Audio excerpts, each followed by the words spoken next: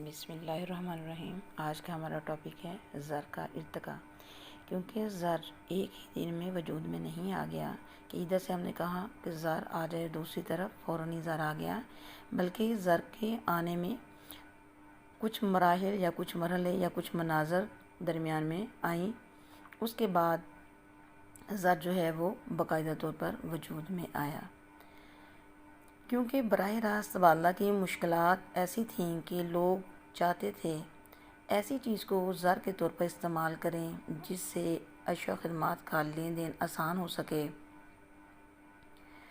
پھر کیا ہوا کہ مختلف وقتوں میں مختلف اشیاء کو زر کے طور پر آزمایا گیا، اور زر کے ارتقاء کی جو صورتیں سامنے آئیں ان کے 3 مراحل یا 3 منازل ہیں۔ پہلا مرحلہ ہے اشیاء اور اجناس بطور زر۔ بارٹر سسٹم میں اشیاء کے بدلے اشیاء دی جاتی تھیں، لیکن پہلے مرحلے میں کسی ایک چیز کو بطور زر، کسی ایک جنس کو یا شے کو بطور زر آزمایا گیا، جیسے جانور، سیب، غلام، تیر وغیرہ۔ ان اشیاء کو بطور زر اپنایا گیا، ان کے بدلے اشیاء کا اور خدمات کا لین دین ہوتا تھا۔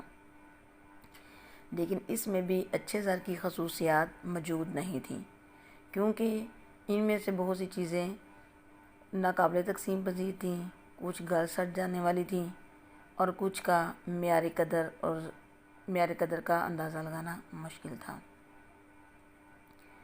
اس لیے اچھے زر کو پانے کی کوشش جاری رہی، اور پھر اس کے بعد دھات کو بطور زر استعمال کرنا شروع کر دیا گیا۔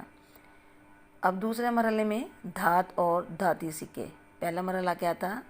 اشیاء اور اجناس۔ دوسرے مرحلے میں کیا ہے؟ دھات اور دھاتی سکے۔ اب شروع میں تو سونا چاندی کے ٹکڑوں کو کاٹ کر بطور زر استعمال کیا جاتا تھا۔ یہ لوگوں میں مقبول بھی ہوئے اور لوگوں نے ان کا استعمال شروع کر دیا۔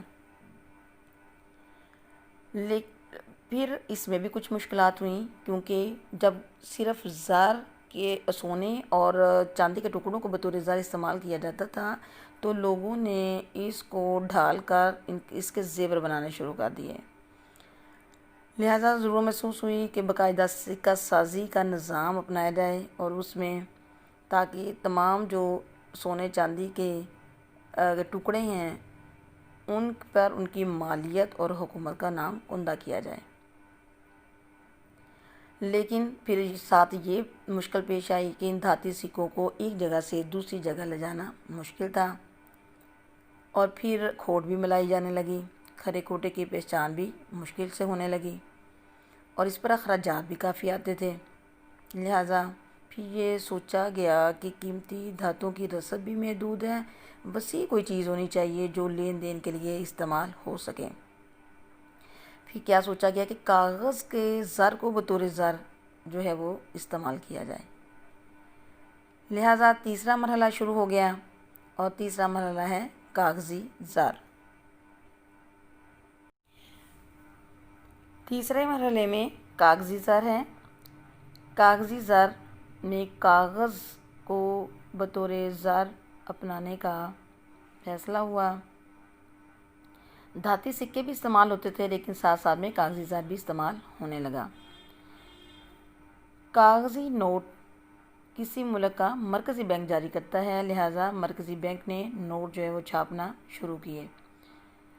اس کی چھوٹی بڑی اکائیاں بنائی گئیں، مثلاً کہ پاکستان میں 10 روپے کی مالیت سے 5000 روپے کی مالیت کے کرنسی نوٹ چھاپے جاتے تھے، اور اب بھی جاری ہیں۔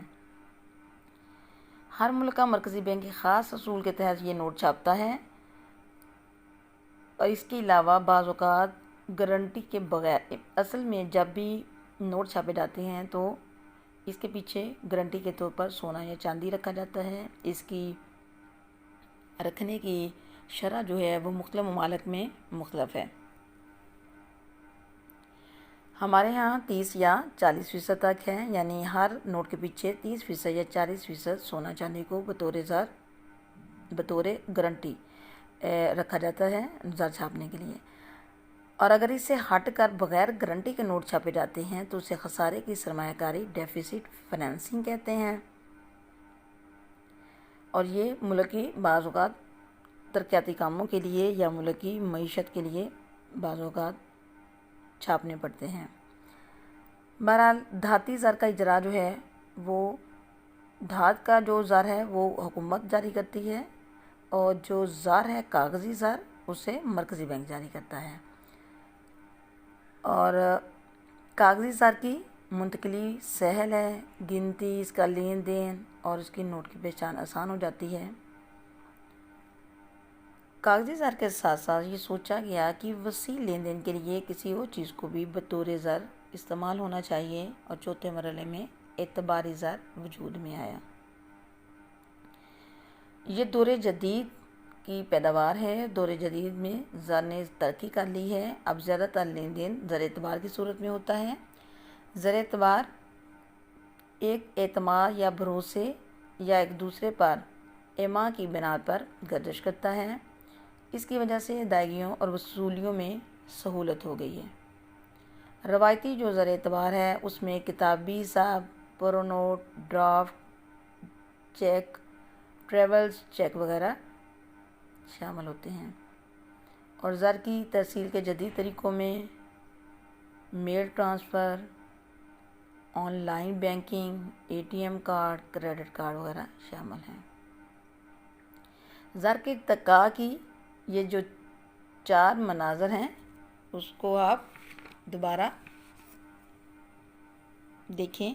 पहला मरहला अशिया और अजनास, दूसरा मरहला धात और धाती सिक्के, तीसरा मरहला कागज़ी ज़र, चौथा मरहला ज़र एतबार। और इसकी डेफिनेशन कराउथर ने कुछ इस तरह दी है कि इन मनाज़र को अगर हम तरतीब वाइज स्टेप बाय स्टेप देखें तो ये मनाज़र कुछ यूँ होती हैं। बराह रास्त तबादला से अजनासी ज़र तक, फिर अशियाई ज़र से या अजनासी ज़र से धाती ज़र तक, धाती ज़र से कागज़ी ज़र तक और कागज़ी ज़र से एतबारी ज़र तक। यानी ये चारों मरहले कराउथर ने इनकी स्टेजेस को इसी तरह बयान किया है।